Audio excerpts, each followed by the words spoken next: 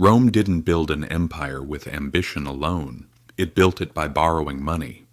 We like to think of Roman legions as unstoppable warriors driven by honor and discipline, but behind every polished helmet and sharpened gladius, there was an incredibly complex and expensive logistical system. Thousands of soldiers needed food, weapons, roads, and pay. Agile horses needed to be fed. Catapults required timber and labor. It was obvious that all of this needed money, and a lot of it. So, how did this massive Roman Empire manage to afford centuries of conquest? And why does this still matter today? Because the more you examine Rome's war machine in detail, the clearer the picture becomes. War wasn't just fought on the battlefield. The financial system became the heart of everything, and once this system started running, nothing could stop it. Expansion wasn't a choice. It was an economic necessity. Sound familiar? Let's go back to the beginning. During the early Republic, the Roman army was made up of citizens. If you owned land, you could be called to serve. Soldiers brought their own weapons and returned to their farms after the campaign. But as the empire expanded, wars lasted longer and took soldiers farther from home. The old model began to collapse. It was no longer possible for farmers to grab their own spears and go fight for a year. Professional and paid soldiers became a necessity. Thousands of soldiers needed food, weapons, roads, and pay.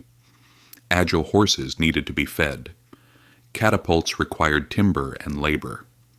It was obvious that all of this needed money. That's when Rome began centralizing military financing. The state started paying its soldiers.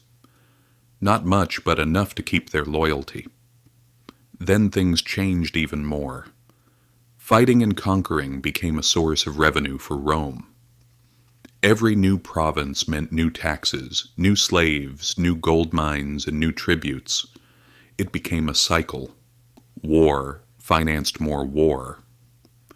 But here's where things became interesting and dangerous. Rome didn't rely solely on taxes. It began borrowing large amounts of money.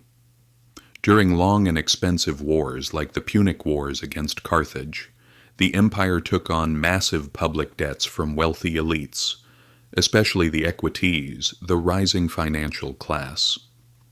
These weren't patriotic donations. The elites were making investments, and investors expected returns in the form of interest payments, tax collection privileges, and financial advantages in newly conquered territories. War turned into a business, and the more profitable it became, the more wars Rome started. Sound familiar? Over time, this military economy reshaped the entire system. Political power shifted to generals who could promise spoils. Senators became major shareholders of violence. Private contractors called publicani took control of everything from logistics to tax collection, making fortunes along the way. It was military-industrial capitalism wearing a toga. And what about the debts? They kept growing. To pay soldiers and creditors, the state constantly needed new sources of income. When conquest slowed or uprisings drained the treasury, Rome turned to the oldest method in history: debasing the currency. During Nero's reign, the silver content of the denarius was quietly reduced. Over the next 2 centuries, emperors continued this practice, turning what had once been a reliable silver coin into a simple promise backed by nothing. Inflation followed. Confidence declined. By the 3rd century, Rome's monetary system was in free fall. Meanwhile, the rich grew even richer. Senators and equites put their wealth into land, slaves, and foreign accounts. The poor paid taxes with devalued money, while the elite secured tax exemptions and favorable deals. Public services collapsed. Corruption became the norm, and the endless cost of war fell entirely on the lower classes, through currency devaluation, forced labor, and conscription. This wasn't just a military collapse. It was a monetary collapse. Now pause history and look at today. Governments with endless debt. Wars financed by borrowing. Central banks quietly printing money to cover deficits. A wealthy upper class profiting from defense contracts and crisis opportunities. An economic system where the only way to stay afloat is to devalue money, whether through military expansion or monetary expansion. Not exactly the same, of course, but the similarities are striking. Here's what Rome teaches us.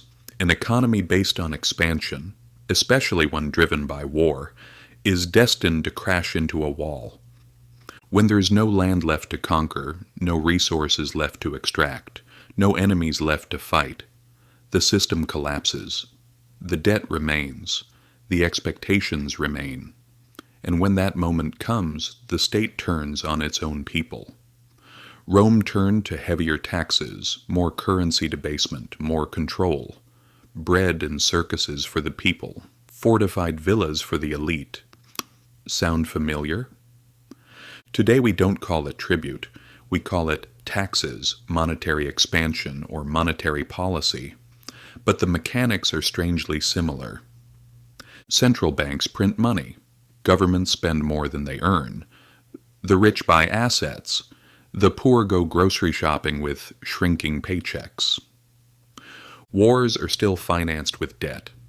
The U.S. spent over $2 trillion on the Afghanistan war, most of it financed by borrowing. So, who gets the contracts? Who earns the interest? And who pays the price through inflation, reduced services, and unstable currencies? You already know the answer. And just like in Rome, the cycle feeds itself.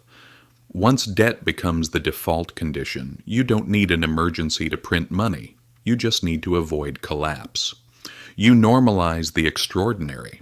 And the longer it goes on, the more you have to pretend everything is fine, until one day it isn't. This is why economic history is so important.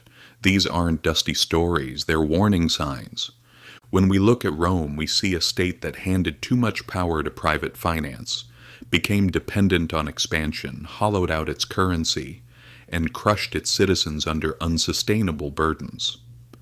Not because it was evil, but because the system had no off switch.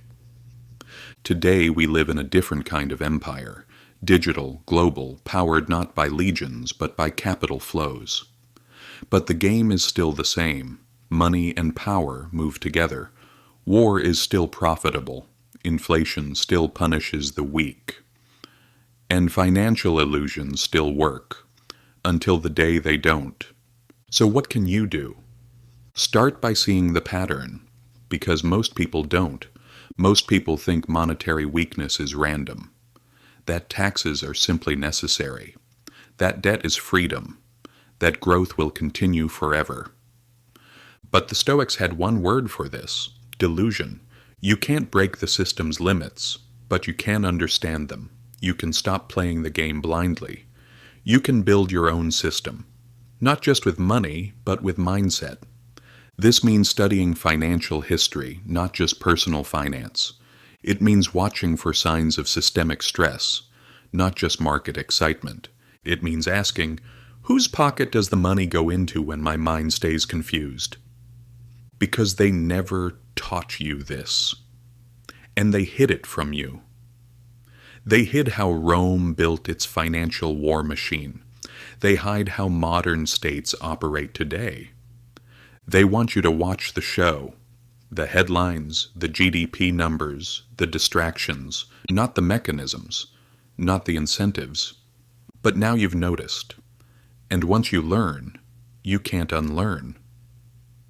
Financial education isn't just about budgets and investments. It's about understanding power, understanding systems, and seeing through the illusion of stability. So the next time you hear about a new policy, a new stimulus package, or a new crisis, don't just stare at the screen. Follow the money. Who is lending? Who is earning? And whose pocket does the money ultimately come out of? because if history teaches us anything, it's this. Empires don't fall when the enemy breaks through the gate. They fall when the monetary system becomes unusable, and no one tries to fix it.